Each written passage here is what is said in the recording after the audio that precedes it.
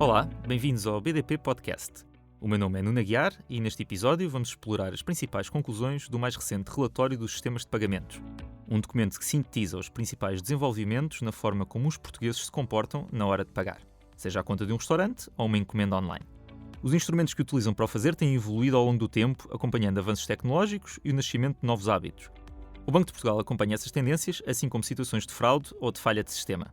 Para nos explicarem um pouco estes números e o que está por trás das transformações mais recentes, temos connosco Teresa Cavaco e Hugo Mira, respectivamente diretora e diretor adjunto do Departamento de Sistemas de Pagamento. Muito bem-vindos.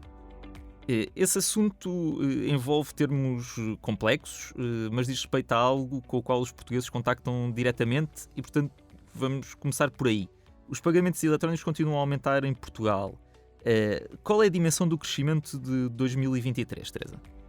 Bom dia, obrigada pelo convite para estar aqui. Sim, é uma tendência que já vem de há vários anos, a trajetória de crescimento dos pagamentos em Portugal muito impulsionada pelos instrumentos eletrónicos, os cartões, os débitos diretos, as transferências a crédito e imediatas.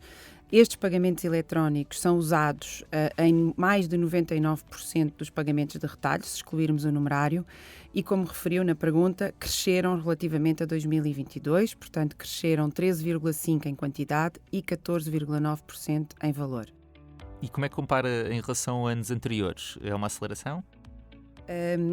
São taxas aparentemente similares àquelas taxas que vêm sendo registadas nos anos anteriores. Talvez haja aqui uma recomposição. E o que é que eu quero dizer com recomposição? As transferências imediatas, que são um instrumento de pagamento relativamente recente em Portugal, entre contas, foram um instrumento de pagamento de maior crescimento. Elas ainda não são muito usadas, ainda têm uma utilização reduzida em Portugal, mas tiveram o crescimento mais significativo de entre todos os instrumentos de pagamento eletrónicos que eu mencionei. O que também acaba por revelar uma preferência dos portugueses que valorizam, e começam a valorizar cada vez mais, a rapidez e a conveniência deste instrumento. Já vamos um pouco mais à frente às transferências imediatas. E é possível estabelecer alguma relação entre esta evolução de 2023 ou a conjuntura ou outras transformações que não tenham diretamente a ver com os sistemas de pagamento? Sim, os pagamentos, como disse, acabam por refletir os nossos comportamentos do dia-a-dia, não é? As compras que fazemos no nosso dia-a-dia e, portanto, refletem, passando a repetição das palavras, a conjuntura económica. Portanto, uma conjuntura de crescimento económico e até, quando analisamos os pagamentos em termos de valor, o próprio fenómeno da inflação. Basta olharmos à volta e vemos que há certos hábitos que começam a desenvolver com transferências de umas pessoas para outras pessoas, utilizando certas aplicações. Nós conseguimos observar também um aumento nos números desse tipo de utilização? Sim. Os cartões são, de entre todos os instrumentos eletrónicos que nós temos à nossa disposição em Portugal, os cartões são o meio de pagamento mais utilizado nos pagamentos do dia-a-dia. Eles representam quase 90% do número de transações que nós fazemos. Só para terem uma ideia, em média, em Portugal, em 2023, realizaram-se 10,3 milhões de pagamentos com cartão por dia. Dentro das operações de cartão, portanto, este crescimento, esta subida foi muito impulsionada não só pelas compras, portanto, as compras que fazemos nos pontos de venda, mas também pelas tais transferências realizadas entre pessoas através de aplicações móveis. São as duas componentes, digamos assim, do cartão que mais cresceram. As compras no ponto de venda e as transferências entre pessoas através de aplicações móveis. E no lado oposto da transformação tecnológica, do espectro da transformação tecnológica, ainda alguém utiliza cheques em Portugal? Sim, ainda alguém utiliza cheque. O cheque e depois os efeitos, que são o outro instrumento de pagamento em papel que nós temos, têm vindo a reduzir-se muito ao longo dos últimos anos. Estão em claro desuso, mas ainda existem utilizadores de cheque em Portugal. Nós conseguimos perceber, através da informação estatística de que dispomos, que a utilização é muito dispar no nosso território. Só para dar um exemplo, por exemplo, em Bragança, que é a região com maior índice de envelhecimento do país, ainda foram emitidos 91 cheques por cada 1.000 habitantes em 2023 e isto compara com a região de Lisboa, por exemplo, que está entre as que menos utiliza cheques, que tem 17 cheques por 1.000 habitantes. E falando de novas tendências, se nós formos também a qualquer loja ou um café, percebemos que as pessoas fazem pagamentos com cartão de outra maneira, em específico com tecnologia contactless. Essa utilização parece ter aumentado bastante nos últimos anos. Qual é o peso que ela já tem nos pagamentos em cartão? Hoje em dia, o contactless já representa mais de metade das compras com cartão, para ser exata, 53,3%. É a primeira vez que ultrapassa o limiar dos 50%? É a primeira vez que ultrapassa o limiar dos 50%, sim. E é expectável que se torne ainda mais dominante do que já é hoje? Sim, é expectável que continue a aumentar nos próximos anos. O contactless teve aqui um grande impulso com a pandemia. Portanto, se compararmos os números do contactless hoje com os números pré-pandemia, vemos uma evolução muito, muito expressiva. Eu disse há pouco que hoje em dia o contactless já representa mais de 50% das compras com cartão. Antes da pandemia estamos a falar de quase 8%. Também se vê isso no valor médio de pagamento com contactless. Em 2023 o valor médio do pagamento com contactless foi 24,5 euros. Se olharmos para antes da pandemia, esse valor foi de 14 euros. Portanto, a pandemia deu aqui um grande impulso à utilização não só do contactless, mas também do contactless em Portugal. Esta progressiva adoção também está relacionada com a conveniência, não é? E o contactless pode ser feito não só com o cartão, mas também com o telemóvel e até com outros dispositivos, pulseiras, relógios, que temos. E por isso, sendo rápidos, cómodos e seguros, a nossa expectativa é que continuem a aumentar. Se calhar não com taxas tão significativas, mas paulatinamente numa trajetória de crescimento progressivo. Isso parece um ritmo muito rápido. Não sei, é comparável ao que tem acontecido noutras regiões e noutros países? Sim, nós comparamos bem com outras regiões da União Europeia. Digamos que descolámos um bocadinho mais tarde, ou seja, antes da pandemia, outros Estados-membros, outros países já tinham utilizações de contactless bastante mais expressivas que a nossa. E nós, graças à pandemia, entre aspas, acabámos por descolar nessa utilização do contactless e aproximar-nos da média europeia. A média europeia é 53,8% das transações contactless. Nós, em 2023, ficámos com 53,3%. Arrancámos tarde, mas estamos a recuperar terreno. Falando com algumas pessoas, talvez essencialmente pessoas mais velhas, às vezes parece existir algum receio em relação a esta tecnologia por eventualmente ser menos segura. Existe algum risco adicional para os utilizadores? Não, pelo contrário, nós gostamos de ver pelo lado da proteção adicional. E o que é que eu quero dizer com isto? Porque ao fazermos pagamentos contactless, com o cartão ou com o telemóvel, há desde logo um elemento que é nem o cartão nem o telemóvel saem da mão do utilizador. Que era uma prática que antes acontecia. Nós costumávamos dar o cartão ao comerciante, não é? Portanto, com o contactless deixou de ser necessário dar o cartão ao comerciante e o cartão ou o telemóvel nunca saem da mão do utilizador. Isto significa não saem da nossa mão, não temos de introduzir um código pessoal em público. Portanto, na nossa perspectiva, significa segurança acrescida. Para além disso, também existem um conjunto de elementos de controle que estão introduzidos no sistema para que seja seguro utilizar o contactless. E alguns desses elementos de controle são o facto de existir um montante máximo por transação contactless, geralmente é 50 euros, o facto de existir um limite de valor aos pagamentos consecutivos que se podem fazer sem introduzir o PIN, que em Portugal geralmente também são 150 euros, e depois existe um limite de pagamentos consecutivos sem introduzir o PIN, que são 5 transações. Portanto, tudo isto são elementos de controle que estão no sistema para dar uma segurança acrescida à utilização do contactless. Hugo, por vezes estes sistemas de pagamento eletrónico também têm falhas. Essas falhas do sistema até têm diminuído. Consegue descrever só um pouco qual é que tem sido essa evolução nos últimos anos e que tipo de incidentes são mais comuns normalmente? Em 2023 foram registados menos incidentes operacionais e de segurança de caráter severo do que nos anos anteriores. Durante o ano 2023 tivemos 48 incidentes que foram reportados pelos bancos, menos 7 do que em 2022 e menos 8 do que em 2021.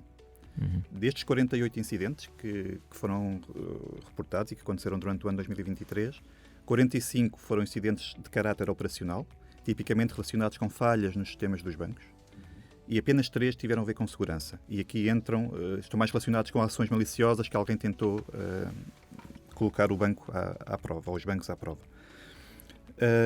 As principais causas destes incidentes, especificamente dos incidentes operacionais, têm a ver com falhas dos sistemas internos dos bancos, falhas de processos no processamento das transações, alguns eventos externos e também algumas situações de erro humano.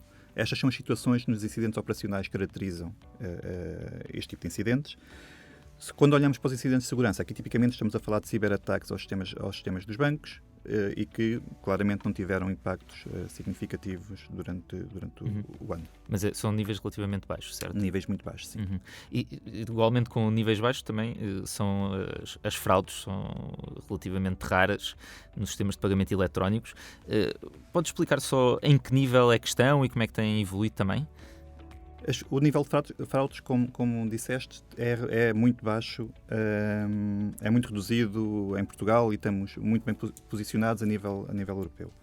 No primeiro semestre de 2023, que são os dados mais recentes que nós temos, as taxas de fraudes foram mais elevadas nas compras com cartão. E aí temos 155 operações fraudulentas por cada milhão de operações com cartão. É um número minúsculo, não é? É um número minúsculo. Mas ainda é mais minúsculo quando olhamos para os débitos diretos. Os débitos diretos temos apenas 2 transações fraudulentas por cada milhão de instruções de débito ou de cobranças que são feitas com débitos diretos. As transferências, um bocadinho acima dos débitos diretos, temos qualquer coisa como 6 operações por cada milhão de transferência. 6 destas operações são fraudulentas. No relatório é referido que uma das formas em que existem episódios de fraude é a utilização de engenharia social. Pode explicar um bocadinho o que é que isso significa para as pessoas? A engenharia social acaba por ser a forma que atualmente as tentativas de fraude que atualmente mais temos, que encontramos no nosso dia-a-dia. E são muito focadas na componente de cartões, principalmente. A engenharia social acaba por ser todos aqueles mecanismos que os burlões ou os infratores utilizam para, interagindo junto do cliente bancário, junto do utilizador, para obter as credenciais dos home bankings ou os dados do cartão, darmos aquela informação de todos dos nossos PINs. Portanto, tudo isso são mecanismos que os burlões utilizam para obter essa informação, sejam e-mails, sejam chamadas telefónicas a fingir que são o banco, todos esses processos, mensagens do WhatsApp que têm acontecido. Mensagem olá mãe, olá pai. Olá mãe, olá pai. Todo este tipo de situações e de práticas, isto configura muito o que é os mecanismos de engenharia social para obter essas credenciais. Normalmente quem suporta, portanto, existe uma fraude, quem é que suporta normalmente os custos? Nós conseguimos saber em média quem é que fica com o custo dessa fraude? Temos alguma informação sobre isso, sim. E aqui é diferente de instrumento para instrumento. Se olharmos para os cartões, tipicamente a fraude é mais suportada pelos bancos. Isto porquê? Porque nos cartões, uma das componentes importantes para perceber quem suporta a perda é a aplicação de autenticação forte. E nos cartões, muitas das operações são feitas sem autenticação forte e aí os bancos assumem o risco dessa transação. E se a transação for fraudulenta, os bancos acabam por suportar essa perda. Quando olhamos para as transferências, o efeito é um bocadinho diferente, porque o que acontece nas transferências é que, através destes mecanismos de engenharia social, os burlões acabam por ter acesso às credenciais dos utilizadores, ou muitas vezes é o próprio utilizador que inicia a operação sendo enganado pelo burlão. E aí todos os mecanismos de segurança da transação foram seguidos. Foi aplicada a autenticação forte, recebemos muitas vezes o SMS para autenticar a transação, mas fomos enganados. E aqui o banco acaba por não assumir a responsabilidade, porque foi o cliente que efetivamente fez essa operação e estava a ser enganado por um terceiro. E aí sim, nas transferências, é mais o cliente que assume a responsabilidade e assume as perdas dessas operações fraudulentas. E talvez seja uma boa oportunidade então para darmos algumas recomendações às pessoas sobre como é que se devem proteger ou que cuidados devem ter para não serem enganadas. Sim, e aqui é importante falarmos disto que temos aqui, que estávamos agora a acabar de abordar, que é cada vez mais os infratores, os burlões, atacam aquilo que muitas vezes é o ponto mais fraco de todo este processo, como nós. Somos nós os utilizadores. Já não há tanto aquele ataque aos sistemas dos bancos, que implicam grandes recursos e os sistemas estão muito protegidos, e é muito mais simples para os burlões atacarem os utilizadores. Portanto, muita da fraude, ou cada vez mais a fraude, está a focar-se nesse âmbito. E, portanto, estas técnicas de manipulação comportamental, de levar os utilizadores a partilhar as credenciais, a iniciar operações, a iniciar transferências para o burlão, sendo enganado através destes mecanismos todos. São cada vez mais aquilo que se está a verificar. E, portanto, é nessa componente que temos que trabalhar cada vez mais, literacia financeira, informação aos utilizadores, e aqui o banco também tem feito cada vez mais trabalho nessa área.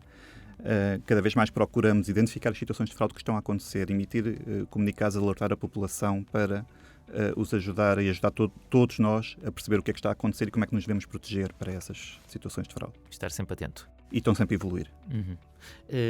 Teresa, falámos há pouco de transferências imediatas e do crescimento que têm tido, mas elas continuam a ter um pequeno peso no valor total, certo? Porquê essa diferença?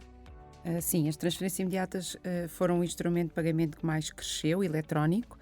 Cresceram mais de 30% em quantidade e valor, mas ainda têm um peso muito pequeno no volume total das transferências que são realizadas. Em Portugal, esse peso é de 5,2%, com referência ao segundo trimestre de 2023, e esta percentagem até compara com 15,5% para a União Europeia. Portanto, nem em Portugal nem na União Europeia as transferências imediatas têm hoje em dia já uma utilização muito expressiva. Existem essencialmente dois motivos para esse peso reduzido. Primeiro, nem todos os prestadores de serviços de pagamento estão a oferecer ativamente, estão a disponibilizar ativamente aos seus clientes as transferências imediatas. Em Portugal, só 50% dos bancos a operar em Portugal é que disponibilizam aos clientes esta possibilidade. E depois existe o outro fator de bloqueio, digamos assim, é uma maior adoção das transferências imediatas, que é o preço. Portanto, quando oferecem as transferências imediatas aos seus clientes, ainda oferecem como um serviço premium. E por isso as transferências imediatas têm, de uma forma geral, uma comissão superior às transferências normais. Mas esta situação está prestes a mudar, com um regulamento que foi publicado recentemente e que vai, por um lado, procurar remover o obstáculo da oferta do serviço, impondo uma disponibilização obrigatória, e vai também impor uma equiparação de preços entre os dois tipos de transferências, imediatas e crédito. Portanto, podemos esperar que o valor acompanhe um bocado o crescimento que tem acontecido nas operações. Esperamos que sim, porque é um instrumento com vantagens para vários intervenientes do mercado, sim. Uhum. Teresa e Hugo, muito obrigado por nos terem ajudado a compreender melhor as conclusões do relatório dos sistemas de pagamento e os desenvolvimentos mais recentes nesta área. Muito obrigado também a quem nos esteve a ouvir. O documento, tal como as outras publicações do Banco de Portugal, pode ser consultado em bportugal.pt. Siga-nos também no X, LinkedIn e Instagram. Até breve.